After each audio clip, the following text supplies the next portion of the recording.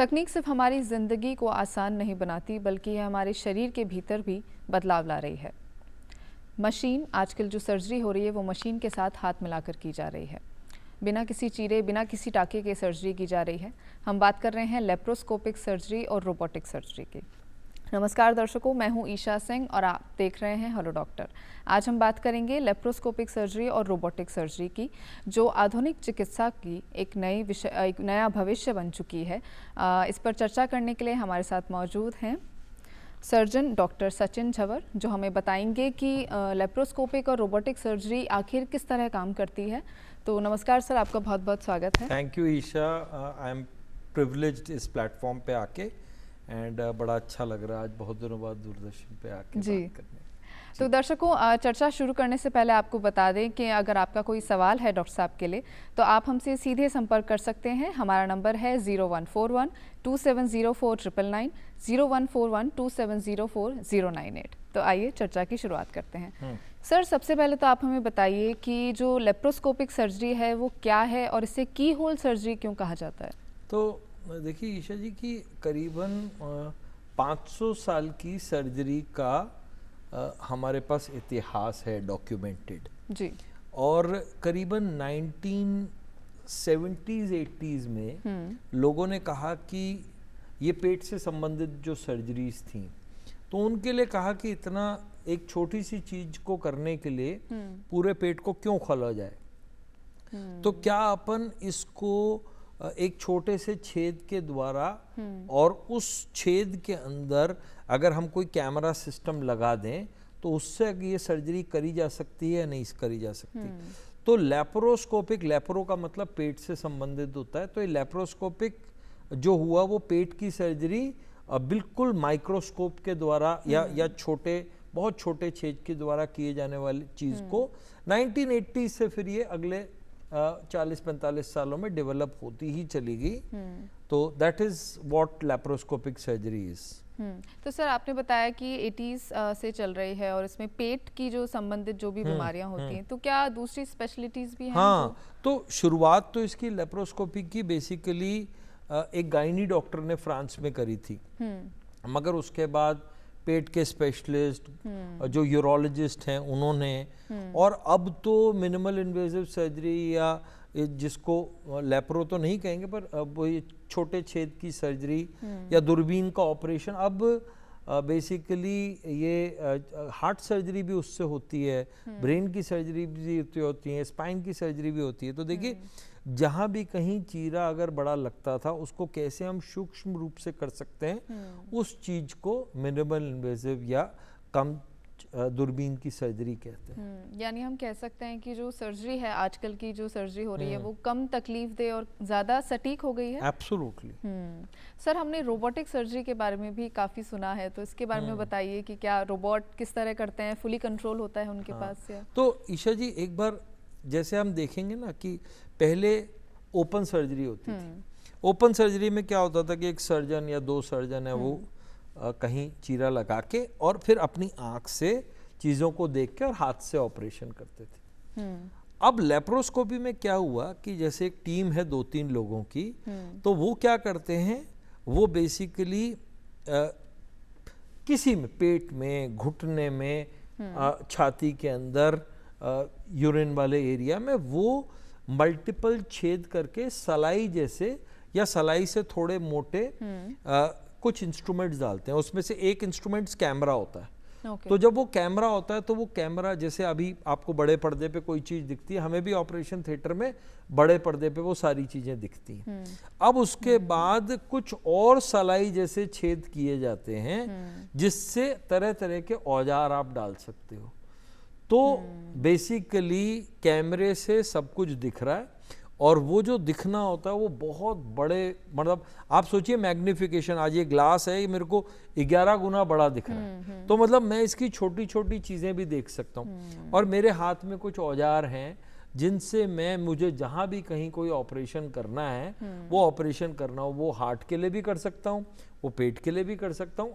हर specialist अपने तरीके का कैमरा यूज करता है, अपना सिस्टम यूज करता है, अपने औजार यूज करता है, बीमारी के हिसाब से क्या चीज जोड़नी है, हटानी है, काटनी है, लगानी है, वो चीज लगाई जा सकती है। और सर्जरी के बहुत ही कम पार्ट्स ऐसे हैं जो अब ये मिनिमल इन्वेजिव दूरबीन, लेप्रोस्कोपिक या रोबोट से अछूते हैं।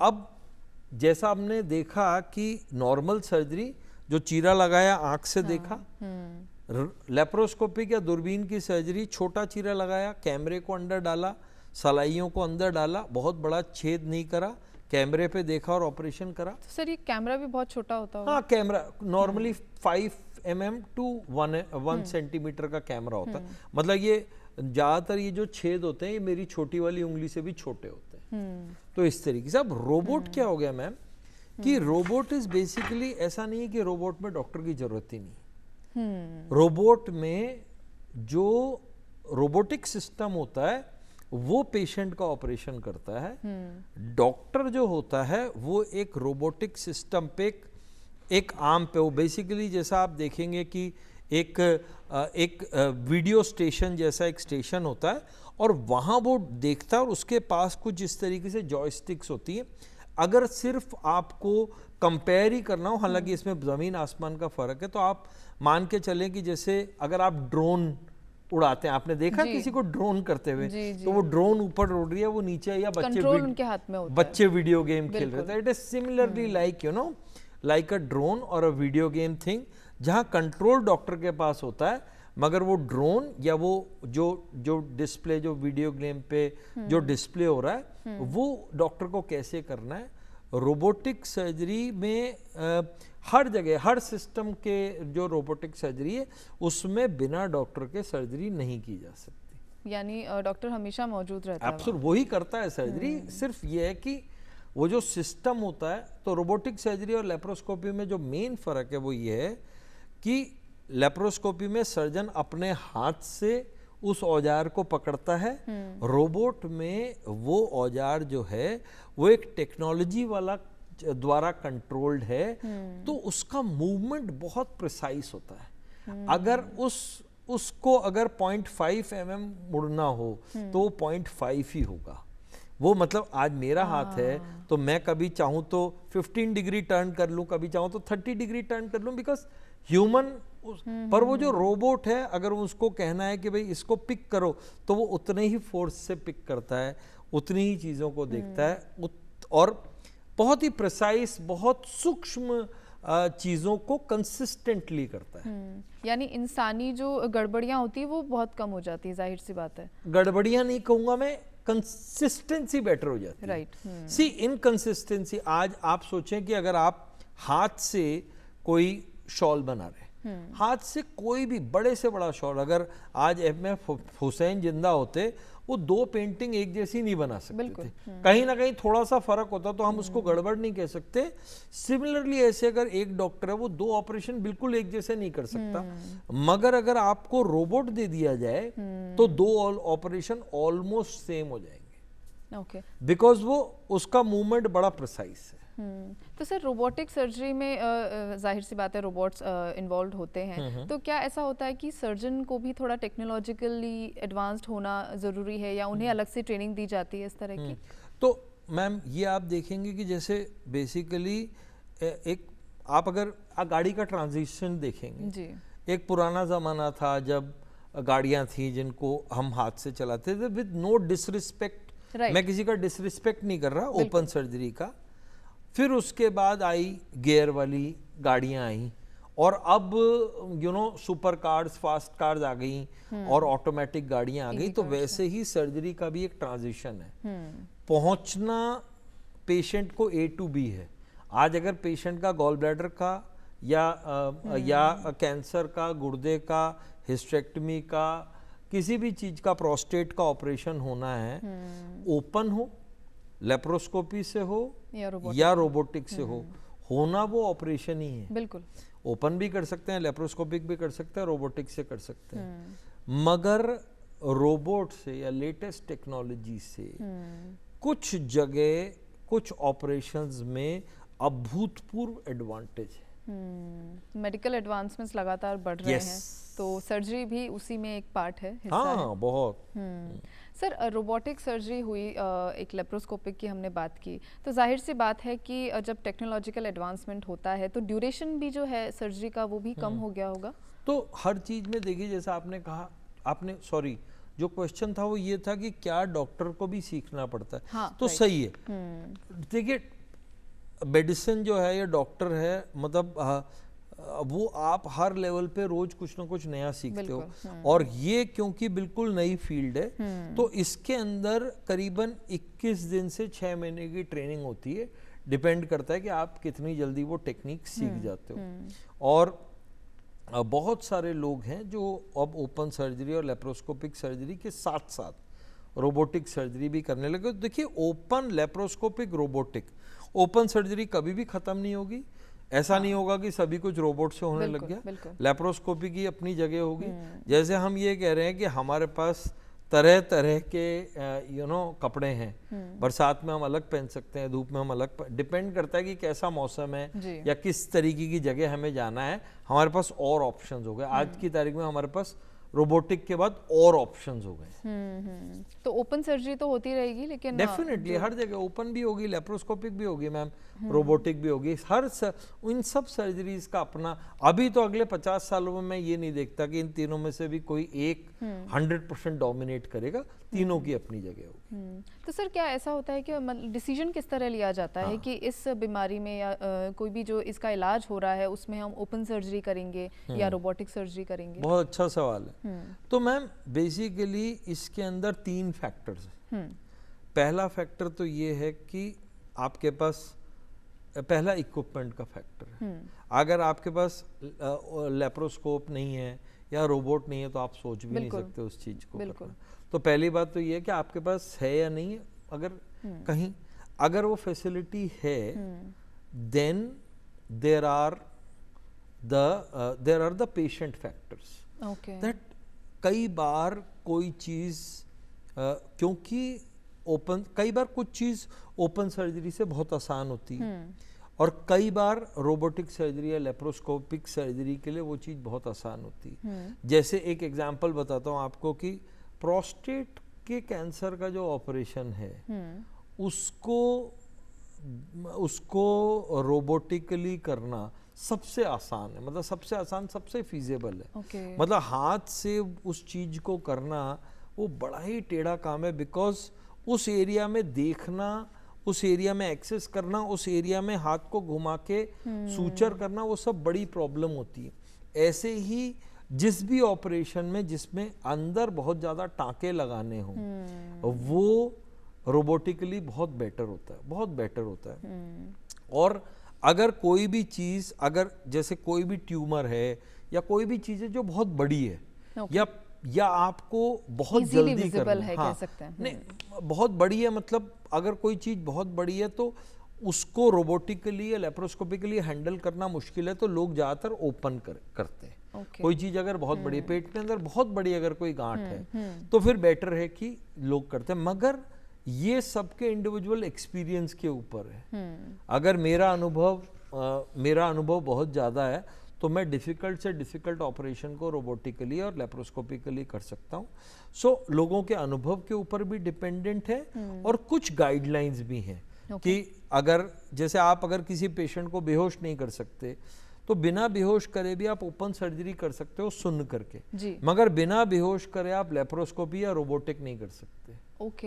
ठीक है। तो कुछ ऐसी चीजें फिर अलग अलग जगह की, अगर आप किडनी का ऑपरेशन कर रहे हो तो उसके लिए रोबोटिक के, लेप्रोस्कोपिक के, ओपन के अलग इंडिकेशन है। अगर आप गॉल ब्लैडर कर रहे हो तो उसके अलग इंडिकेशन है। अगर आपको लग रहा है कि इस पेशेंट के कैंसर हो सकता है तो उसमें अलग इंडिकेशन होते हैं। तो ऐसे अलग अलग इंडिकेशन होते हैं, और 100% ये कि ये तो रोबोटिक ही होना चाहिए, ये तो ओपन ही होना चाहिए, ऐसा नहीं होता। ये सर्जन, पेशेंट और बाकी सराउंडिंग्स के हिसाब से डेवलप चीजें। और ये निरंतर, मतलब कल जो चीज थी कि आज मतलब ये था कि भाई बिना ऑक्सीजन के कोई माउंट एवरेस्ट पे नहीं चढ़ रहा, तो अगले साल 4 आदमी चढ़ जाए तो पता नहीं। बिल्कुल। तो that is it is like climbing, मतलब नए से नए ऊंचाइयों को सर्जरी पार कर रही है। सर इसमें ड्यूरेशन भी जाहिर सी बात है कम हुआ होगा, जैसे ओपन सर्जरी में जितना वक्त लगता है और रोबोटिक सर्जरी में कम लगता है? नहीं मैम, लेप्रोस्कोपिक और रोबोटिक सर्जरी में ओपन सर्जरी से कम तो नहीं लगता समय, या तो उतना लगेगा या थोड़ा ज़्यादा लगेगा, क्योंकि ओपन सर्जरी के अलावा इसमें चीज़ों को सेटअप करना और ऑब्वियसली उसका समय जो होता है वो ज़्यादा होता है। मगर अब ये देखा गया ईशा कि जैसे सपोज मैं अगर 1 घंटे में कोई ऑपरेशन कर लेता हूँ, तो अगर मेरा ऑपरेटिंग टाइम 25 से 50% बढ़ रहा है, मतलब अगर मैं 1 घंटा कर रहा हूँ और अगर मैं 15 मिनट या आधा घंटा ज़्यादा भी ले रहा हूँ, तो उससे कोई बहुत ज़्यादा फर्क नहीं पड़ता है। अगर मैं 4 घंटे की जगह 5 घंटे में करूं, मगर 5 घंटे में एक बेहतर ऑपरेशन करूं, तो उससे पेशेंट को लॉन्ग टर्म ज़्यादा फायदा है, भले ही मैं जल्दी करके और मतलब इनएडिक्वेट करूं। सो उतना ही फर्क है। अगर एक अनुभवी लेप्रोस्कोपिक या ओपन रोबोटिक सर्जन है तो वो ओपन से करीबन 25 से 25 to 50% समय ज़्यादा लेता है, वो एडिक्वेट है, मतलब उसमें कहीं कोई ये नहीं हो सकता। बट रोबोटिक सर्जरी ओपन से जल्दी हो जाए ऐसा संभव ऐसा नहीं हो सकता। सर इसी बीच हमारे साथ एक कॉलर जुड़े हैं। जी hello hello hello hello hello, हाँ जी सर, अपना नाम बताइए, कहाँ से हैं आप? मैं हरियाणा से, करनाल जिले से बोल रहा जी। हाँ जी, अपना डॉक्टर साहब के लिए क्या सवाल है आपका? ये ऐसा है, लड़की है ना जो मेरी, उसका ना फुलबेरी के दाग हुए हैं जी। जी सर आप अपनी टीवी सेट से थोड़ा सा दूर होकर बात करें प्लीज। अच्छा जी, अच्छा। हेलो, हाँ जी सर, सवाल पूछिए। लड़की से बात करो जी। हेलो हेलो, हाँ जी मैम। हाँ जी, वो मैम मेरे ना वाइट दाग है जी, और उसकी सर्जरी के लिए बात करनी थी। सर्जरी हो सकती है इसकी? क्या है आपको? वाइट दाग है, फुलदारी है। तो बेटा वाइट दाग को आप किसी स्किन स्पेशलिस्ट को दिखाइए वहाँ करनाल के आसपास, और वाइट दाग की दवाई भी होती है, और आजकल प्लास्टिक सर्जन या स्किन स्पेशलिस्ट उसकी सर्जरी भी करते हैं। तो बिल्कुल वाइट दाग से डरने की जरूरत नहीं, आप आराम से इसका इलाज करा सकती हैं। मगर इसका टाइमली डॉक्टर को दिखाना जरूरी है, छुपाना जरूरी नहीं है। जितना छोटा होता है उतना ही इसका इलाज अच्छा और जल्दी होता है। तो सर हम ओपन और रोबोटिक एंड लेप्रोस्कोपिक सर्जरी पर बात कर रहे थे। तो सर जो पेशेंट होता है, मान लीजिए अगर उनकी रोबोटिक सर्जरी हुई है, तो क्या रिकवर वो जल्दी होते हैं? हाँ, ये तो अब एक्चुअली मैम देखिए, अगर ये बड़ा अच्छा सवाल है ईशा की, आपने कहा कि ओपन भी है, लेप्रोस्कोपिक भी है और रोबोटिक भी है, तो क्या जरूरत थी भाई? जब आप कह रहे हो कि सब चीजें ओपन हो ही सकती हैं, तो फिर ये लेप्रोस्कोपी और रोबोट की जरूरत क्या थी? तो 3 मुख्य चीजें हैं। सर्जरी में क्यों व्यक्ति डरता है? वो इसलिए डरता है कि पहली बात तो दर्द बहुत होता है, बिल्कुल।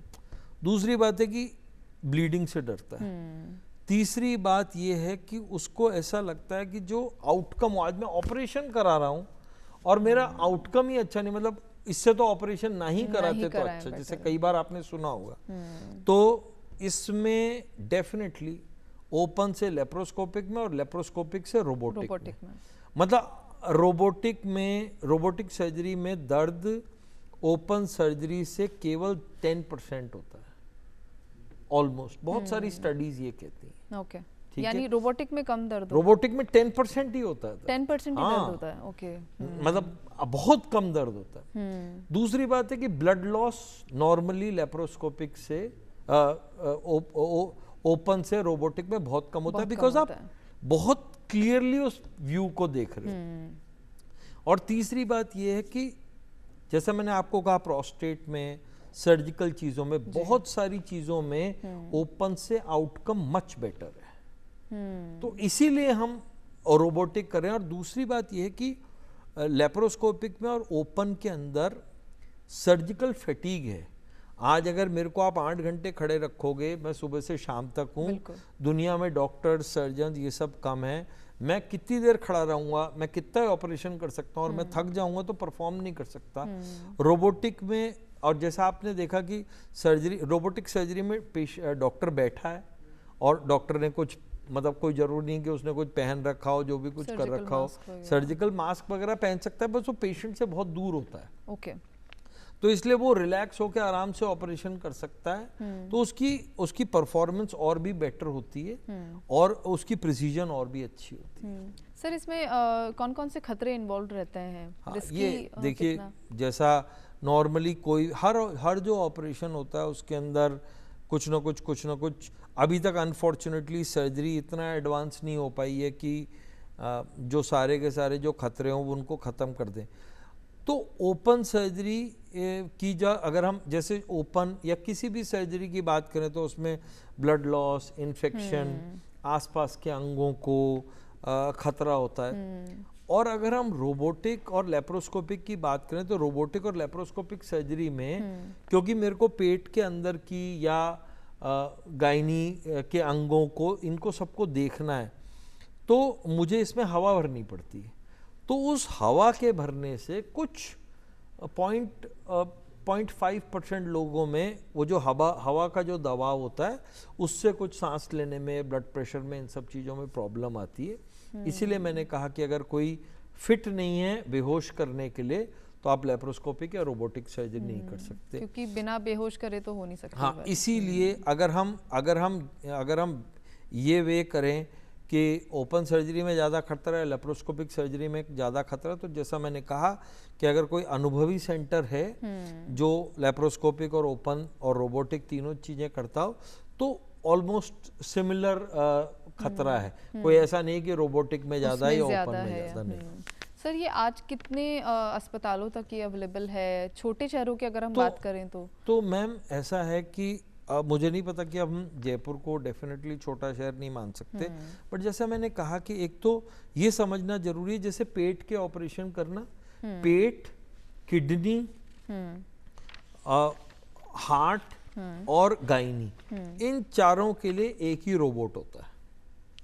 एक ही रोबोट अलग अलग औजारों से सर्जन, जैसे मैं पेट का सर्जन हूं तो मैं पेट के ऑपरेशन कर सकता हूं, मेरे बाद अगर कोई यूरोलॉजिस्ट है तो वो किडनी का ऑपरेशन कर सकता है, गायनेकोलॉजिस्ट है गायनिक का ऑपरेशन कर सकता है, क्योंकि वही ऑपरेशन ही करना है, सेम एपरेटस। अच्छा। अगर वो चाहे तो हार्ट का भी कर सकता है, बिकॉज है क्या उसके अंदर, उस रोबोट के अंदर एक में टेलीस्कोप डालना है और 3-4 जो उसके आर्म है उसके अंदर अलग अलग औजार हैं। तो ज्यादातर ये जो रोबोट होते हैं, क्योंकि ये महंगी मशीनें होती हैं, इसलिए ये, और लेप्रोस्कोपी में भी यही है, तो सेम लेप्रोस्कोप से ही आप ये सब लोग ऑपरेशन करते हैं, तो सेम ही चीज है।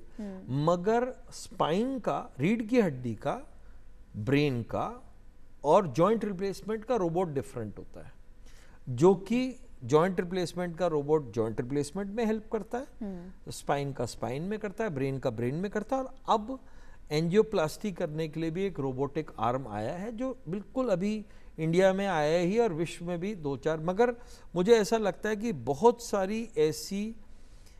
सारी ऐसी टेक्निक्स जिसमें वेरिएबिलिटी है कि सपोज मैं एक अनुभवी व्यक्ति हूँ तो मैं उसको इस तरीके से करूँगा, कितना प्रेशर लगाना है, कहाँ तक छोड़ना है। तो रोबोट या जो रोबोटिक टेक्निक है वो पेशेंट्स के लिए, पेशेंट के पैरामीटर को देखते हुए क्या बेस्ट स्टेप लेना है डॉक्टर को ये गाइड भी करेगा और उसके स्टेप को कैलिब्रेट करेगा। That is what we are trying. Sir इसी बीच हमारे साथ एक कॉलर जुड़े हैं जी। हेलो। हेलो। हाँ जी, अपना नाम बताइए, कहाँ से हैं आप सर? निर्मल तिवारी, वेस्ट बंगाल से। जी, अपना सवाल पूछिए सर डॉक्टर साहब के लिए। बोले कार्पल टनल सिंड्रोम का भी ऑपरेशन क्या रोबोटिक होता है? कौन सा syndrome sir? Carpal tunnel syndrome. Carpal tunnel syndrome तो बहुत सर, कार्पल टनल सिंड्रोम क्योंकि हाथ का जो फाइबर है वो टाइट हो जाता है, इसलिए हो जाता है। कार्पल टनल के लिए ऑपरेशन करने की दूरबीन से कोई ज़रूरत मुझे ऐसा नहीं लगता होगी। हालांकि मैं इस चीज़ का स्पेशलिस्ट नहीं हूँ। कार्पल टनल या तो हैंड सर्जन या हड्डी रोग विशेषज्ञ करते हैं।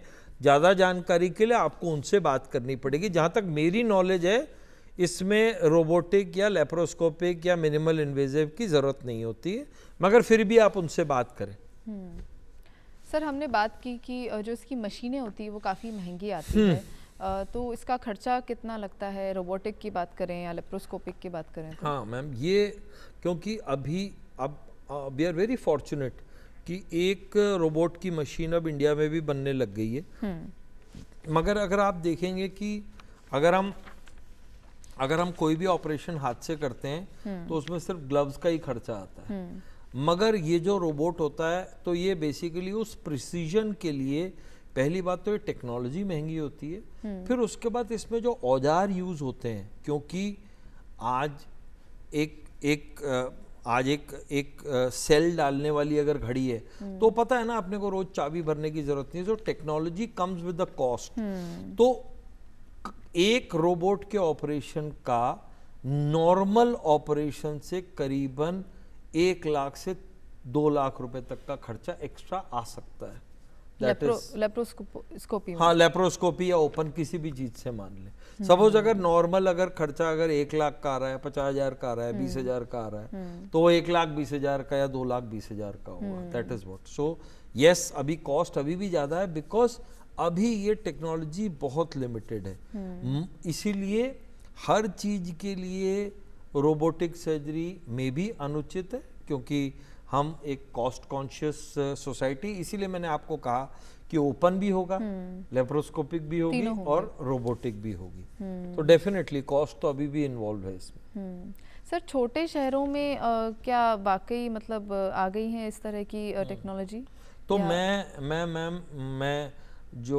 मैं ये कहता हूँ कि जहाँ भी एसयूवी गाड़ियाँ हैं, जहाँ भी रेस्टोरेंट्स हैं, या जहाँ भी कहीं अच्छे स्कूल्स हैं, कॉलेजेस हैं, वहाँ अच्छे हॉस्पिटल्स और अच्छी सर्जरी और इन सब की वहाँ भी उतनी ही ज़रूरत है। ऐसा नहीं है। तो मुझे ये लगता है कि हर व्यक्ति, वो भले ही दमन में हो या भले ही डिब्रूगढ़ में हो, वो यही चाहता है कि मेरे घर के आसपास मुझे बेस्ट मेडिकल केयर मिले।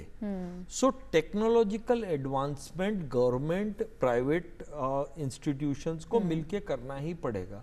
बिकॉज हम सडनली हम ये नहीं सोच सकते ये टेक्नोलॉजी की, रिसोर्सेज की, मतलब पैसे की क्या उपलब्ध है और पेशेंट है कि नहीं है, पेशेंट कितने पैसे दे पाएंगे, सरकार हमारी क्या बजट अलोकेट कर पाएगी, इसकी लड़ाई चलेगी ही चलेगी। आज नहीं, आप लोगों के यहाँ भी होता ही है कि भाई बजट कम है, ज़्यादा है, फिर भी आप जैसे तैसे करके करते हैं और नई चीज़ों प्रयोग करने के लिए फिर भी, क्योंकि जिंदगी का जो लाइफ में उत्साह है वो भी इसी के अंदर है। So I think it is very important that patients are given that opportunity. और छोटे लोगों में भी कई हॉस्पिटल्स हैं, कई लोग हैं, लोग चंदा देने वाले हैं, ग्रांट करने वाले, चंदा ग्रांट करने वाले। तो मुझे नहीं लगता कि रिसोर्सेज के कारण हम छोटे शहरों को वंचित रखें टेक्नोलॉजी से।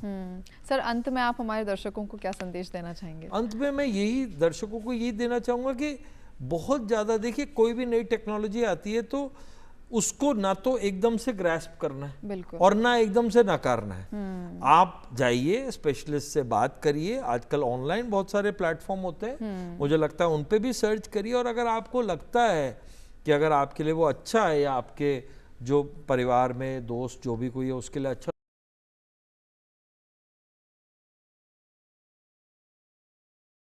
ना मेडिसिन में ठीक नहीं है। Thank you. तो दर्शकों, हमने जाना कि अब आजकल बिना चीरे के भी सर्जरी की जा रही है, और जो सर्जरी का जो पूरा प्रोसेस है, पूरी प्रक्रिया है, बहुत ही कम तकलीफदेह हो गई है और बहुत ही सटीक हो गई है। मैं डॉक्टर साहब का धन्यवाद देना चाहूँगी जिन्होंने इस गंभीर विषय को बहुत ही सरलता से हमें समझाया। उम्मीद करते हैं आपको हमारा कार्यक्रम पसंद आया होगा। स्वस्थ रहिए, खुश रहिए। धन्यवाद।